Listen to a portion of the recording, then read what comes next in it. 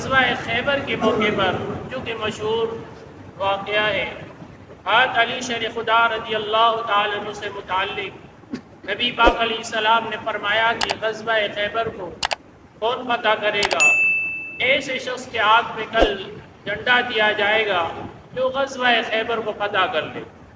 صحابہ کرام رضوان اللہ تعالی علیہ مجمعین کے درمیان ایک خوشی کی لہر دوڑ گئی کہ آج کس کا نام لیا جائے گا۔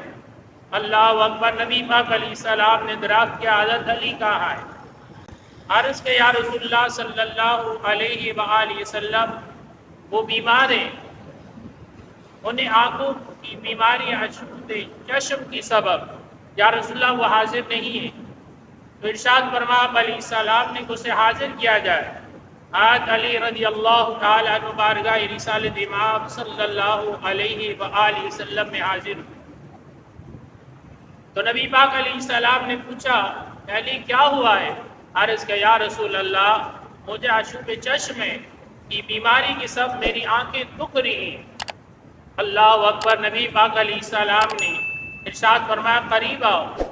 آپ کی بارگاہ میں قریب ہوئے، آپ علیہ السلام نے اپنی مبارک گود میں لٹایا اور اللہ اکبر، کتنا وہ خوش نصیب، یہ آپ کے لیے کتنا خوش نصیب وہ لمحات ہیں۔ اب آپ علیہ السلام اپنا لعاب نکالتے ہیں، حضرت علی رضی اللہ تعالیٰ عنہ کی آنکھ مبارکہ پر لگا لیتے ہیں۔